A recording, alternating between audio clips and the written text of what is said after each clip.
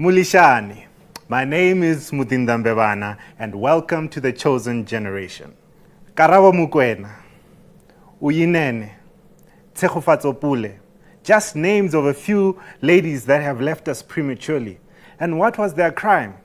To be born in a specific gender. Today we put crosshairs on gender-based violence. Is there a solution to this scourge of society? I don't know the answer to this question, and so I've invited with me distinguished guests who are going to help us deal with this issue. The first guest here with us today is Khatla Matsatsi. We also have with us Ntsiki Kulubela. We are also joined by Koketso Mantati. And last but not least, we are joined by Damaris Mutlapa Maswi. I hope I got that right. To our viewers at home, you can share your comments with us. The hashtag is TCG on SID. Let us know what you think and join the conversation. It's now time for us to get right into the topic.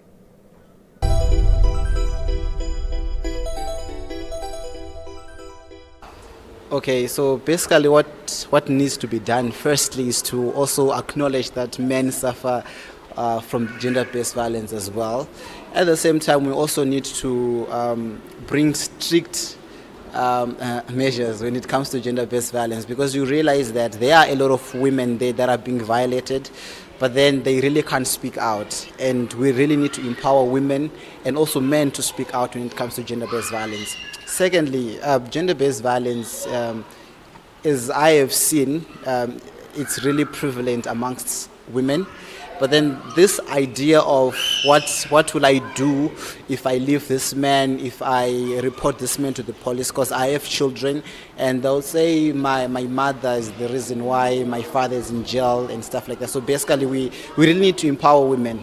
And in this country, as I have seen, it's really high, but then there are less cases that are reported. Women and men and even kids are suffering in silence just because we really can't go out there and find help when it comes to issues of gender-based violence. First things first, I think young people will really understand this. Do not ignore red flags in a relationship. Let's start from there. You feel like a guy is violent, they're abusing you emotionally. Before it even gets to being physical, the verbal and the emotional, just leave him. Because the next thing, it moves from being verbal to being physical, and all those things. So I feel like let's start by not ignoring red flags. Let's start from there. So maybe we can talk.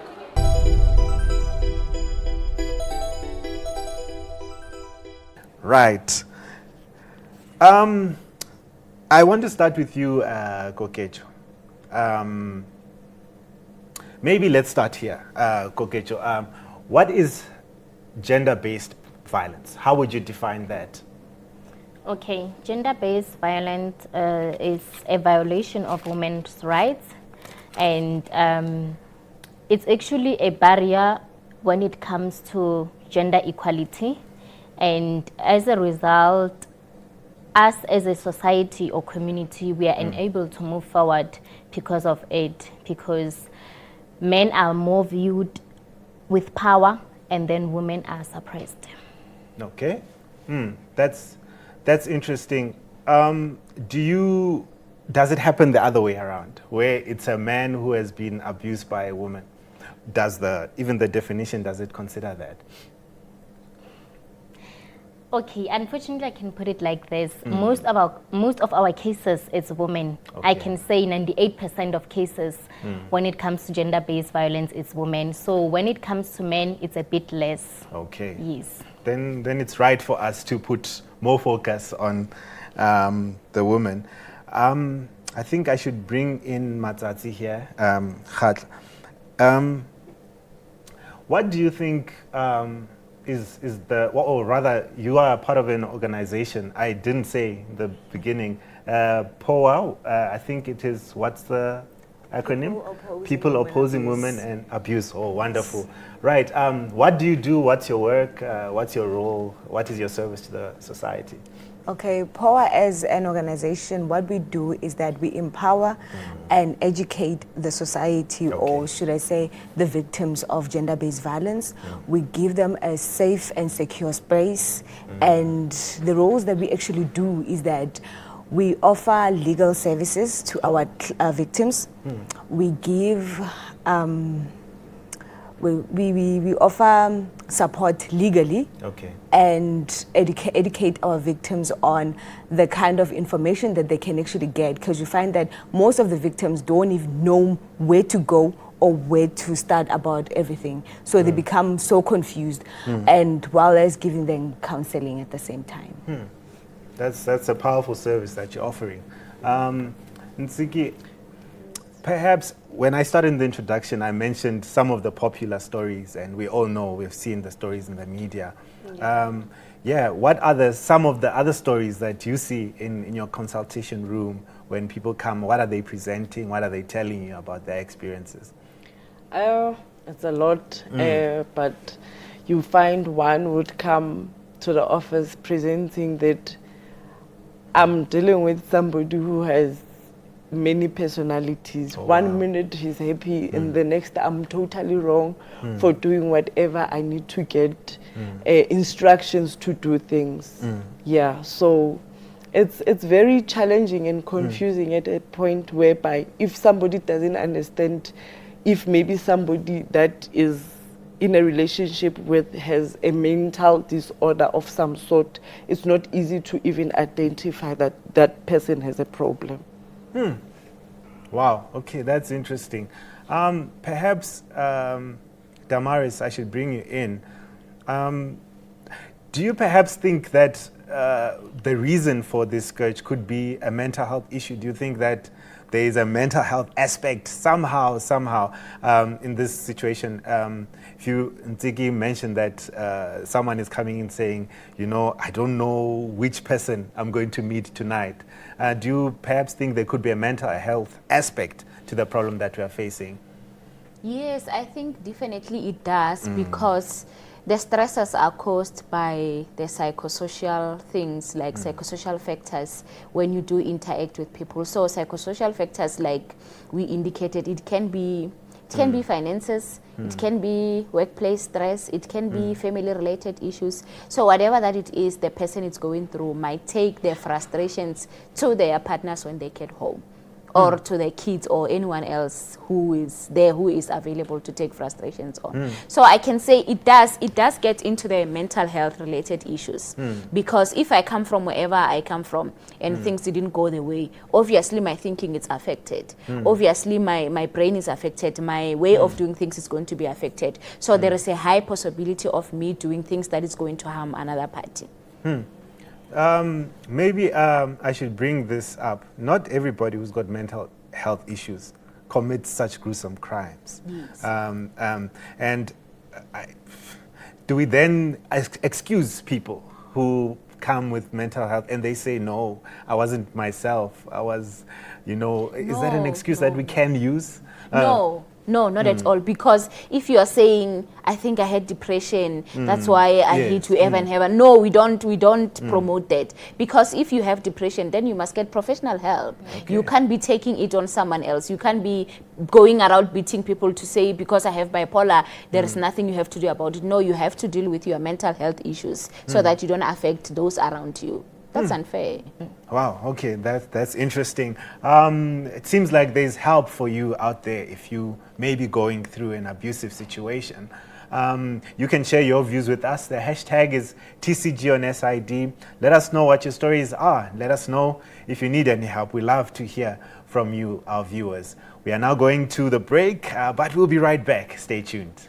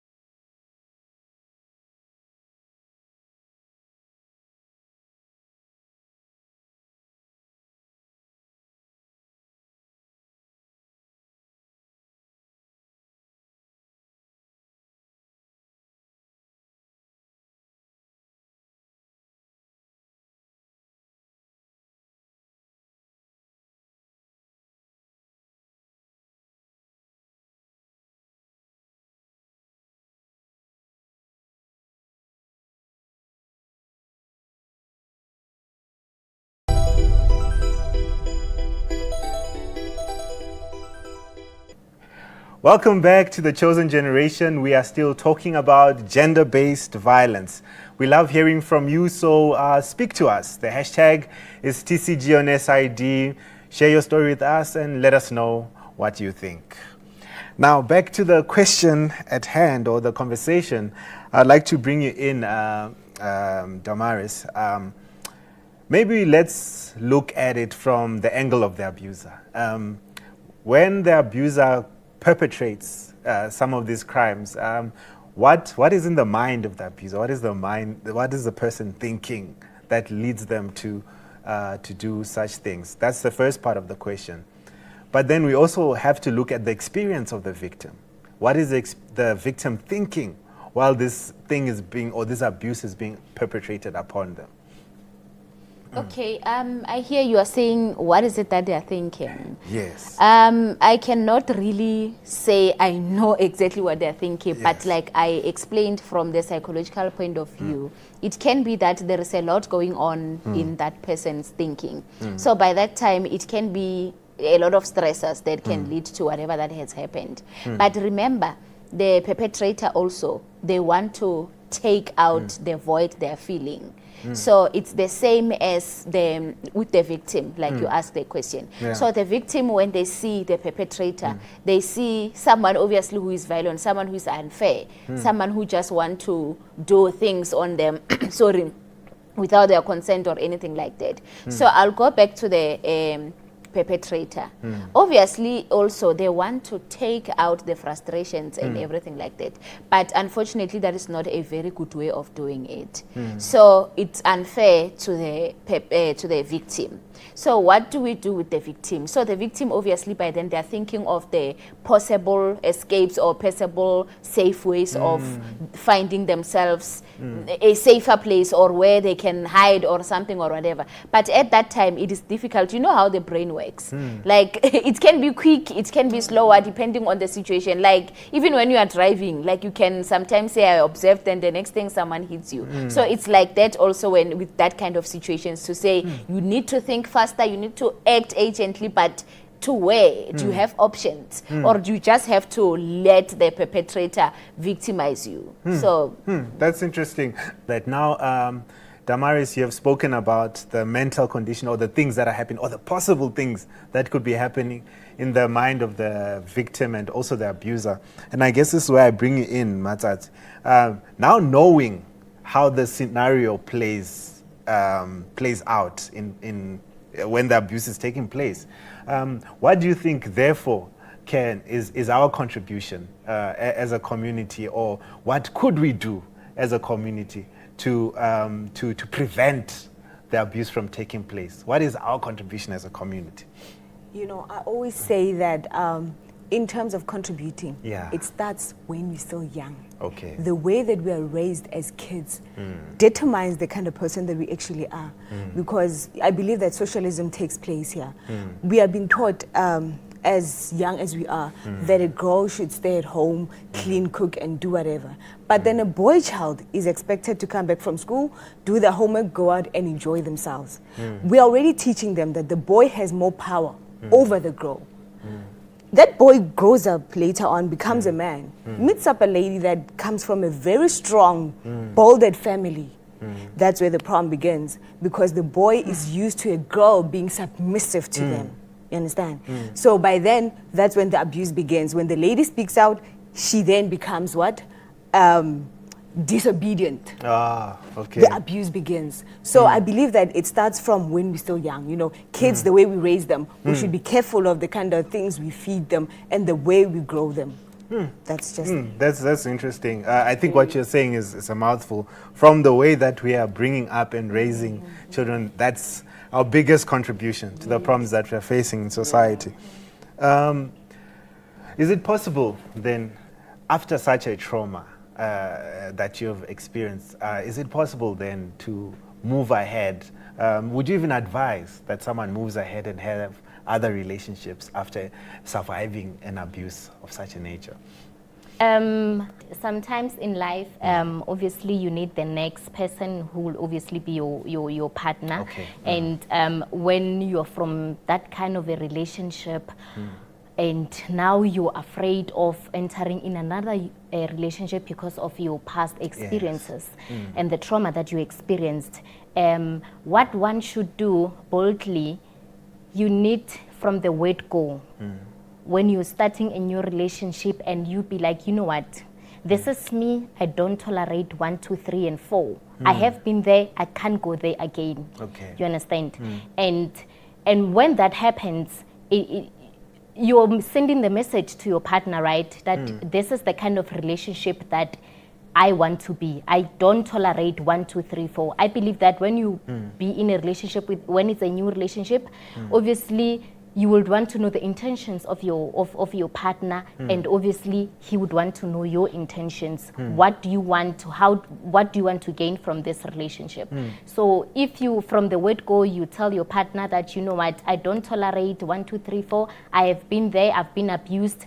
Just know that if you're gonna try that with me, I won't stay, I am leaving. So it's very much important to tell. Do you think there are any signs that one can look for to see if maybe I'm with a possible abuser? What are some of the things that you think, is it even possible to know that a person can be an abuser? It's possible, because there are always red flags, Okay. you know, and communication is very much important. The way the person interacts with you, you must be very careful. You understand? If the person is someone that the person can just lose a temper out of nowhere, and then he starts shouting, and then after a while the person comes, I am sorry. You need to be very careful of that kind of a person, because you might be even dealing with someone with a lot of personalities. You understand? Someone who is having mood swings.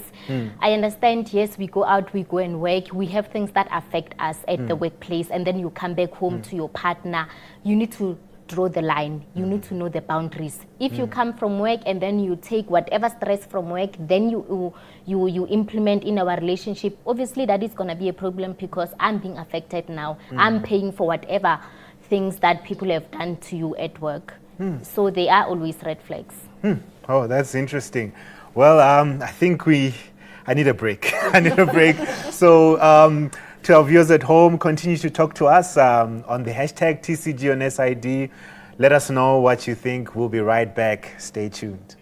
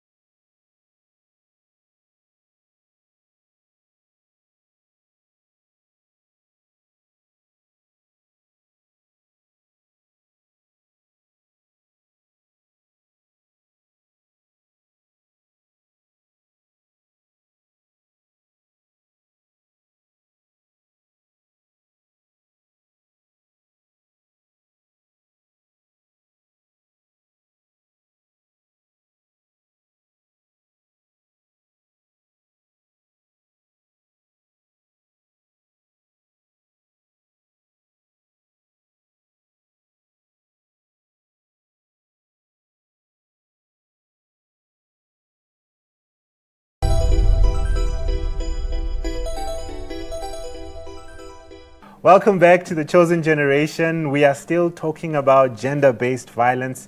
Again, we encourage you to share your views with us. The hashtag TCG on SID. Let us know what you think. Back to the conversation. I would like to bring you in here, Kokecho. Before the break, you were talking about some of the signs that can cause this.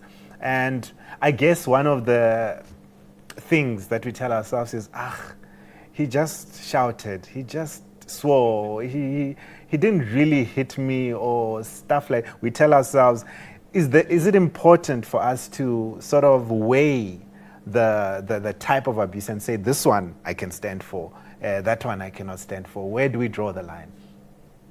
Okay. You know what? Abuse is abuse. Okay. We can't try to shade it or try to run away from it. And I can give you an example that sometimes it happens that your partner can verbally abuse you. you understand, and then let me say you use a certain word, you understand, and then you feel that this is the first time he says something like this to me, so you must be conscious from there, because after that it might be verbal and it goes where to physical. So it's very much important that you be very careful when it comes to that. When the abuser says something that you don't like, you need to be okay, what is going to happen next, because you don't know what this person is thinking. So yes, it is possible that someone can abuse you verbally, and after the verbal, then that's when the action comes in, and then you're in it, and it goes on and on and on. Yeah, wow. Maybe I should bring you in here, Matsat. Do you think there's a manipulative element to abusers in the way that they do things? You know, either you blame victims, bring presents after hitting somebody, or, you know, justifying their behavior. But if you do not speak to me that way, I would not have done this, you know. Is there that level of manipulation? Definitely there is, because you find that in most cases, what they do, they try and make the victims feel as if they are the ones that are wrong. Okay. You made me do this. That's the reason I did that. And like you said, they like to buy gifts, make you feel as if you're important for that moment. But they know what they did is wrong. Yes. Wow. What do you think we can, how can we go beyond that? Do you then say, I like the gifts, or how do you decide what is more important, the gifts or the relationship? How does a woman work those things out in their minds? You know, there's that element of I want to be loved. Okay. That's the problem. We as women, we want to be loved, we want to feel love, and we feel that the minute he brings those things, gosh, he sweeps me off my feet. You understand? Yes. Then I can forget what he has done. Yes. Oh wow, okay.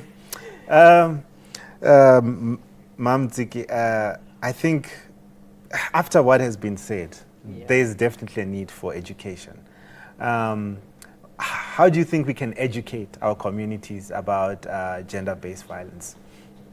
Yeah, okay. One, we listen. With us, we listen to the clients that comes to us. Okay. And that's where we pick up the most topics to pick. When you say you have a support group, let's say we have a support group of ladies, Okay. to say let's talk, because we have faced maybe different abuses from the childhood up until this age. And that's where you learn this has this problem, this has this problem. Then together with the community, that's where you come up with solutions to say, let's go out more, let's distribute pamphlets, and let's teach the community and churches to be less judgmental towards us as people who faces abuse and stay. Okay. You see, sometimes we need to empathize with these people and not judge them because of maybe I'm from Lesotho and I was here to look for a job and I met you and after a while you changed for me and you started abusing me. I don't have anybody that I know here. I only know you. Oh wow. You understand? And where do I go? Yeah. If I don't get pamphlets that are going to tell me with the services of power or any NGO that is offering services like Power does, where will I go? I'm stuck by you. I'm at your mercy at most points. Exactly. I think Damaris, she brings up a very important point, that one of the strategies is to isolate you from your support structure so that they can do whatever they want. How does someone get out of that rut of being stuck to dependent upon that person so that you're unable to escape? Okay, that is a psychological issue. It's more on attachment issues, being dependent on certain people or certain things. So for that, we do offer therapeutic interventions to deal with such things. And like she mentioned, that sometimes you don't have anywhere to go. Sometimes I'm stuck with you. I don't know anyone around here. But from our professional point of view, we always say to the victims, you know the signs. You know the signs. You know what can happen. Like, you know this person. What are you doing? How are you helping the situation? So from our side, we are trying to make them see the red flags and help them escape from the red flags. We don't encourage them to say, like someone mentioned, I don't know if it's her or her, that sometimes you can see, but because of love, this person loves me. There is no way this person can love you and abuse you and, like he said, and say sorry after 2 hours. No, that is toxic. That is very toxic. So from our psychological point of view, we deal with such traits to say, you know this, but what are you doing? What are you doing with this? What are you doing with this situation? How are you helping us? Because psychology as well, we help you, but you must help yourself as well. If I come as a psychologist and say, but you knew the signs, what did you do? Nothing. Then how do I help you? It's going to be difficult. We do, but it's very challenging. And that is how we end the show. I'd like to take this moment to actually thank you for coming and availing yourselves to, you know, deal with such an important issue in the society. Really, thank you so much. Much appreciated. And perhaps to our viewers at home, would like to thank you for allowing us into your space, and we hope to see you again in the following episodes that are to come. And perhaps a final word. You touch a woman, you touch the rock. And I am talking about the rock of ages, who is Jesus Christ. You know, one of the most important things that we need to realize is that Jesus really cares. The other day in John chapter 8, self-righteous men were trying to stone a lady there, and he interposed and dealt with the situation. And my last word to you is, let us emulate Jesus, because he is the one who saves, who sanctifies and satisfies. And lastly, I would like to say, continue to chat with us. The hashtag is TCG on SID. Let us know what you think, and you can share your stories with us as well. Don't forget to subscribe to our channel. It is the SID Media on YouTube. We'd love to see you there also. Thank you so much for being with us in this episode, and we'll see you again next week. Goodbye.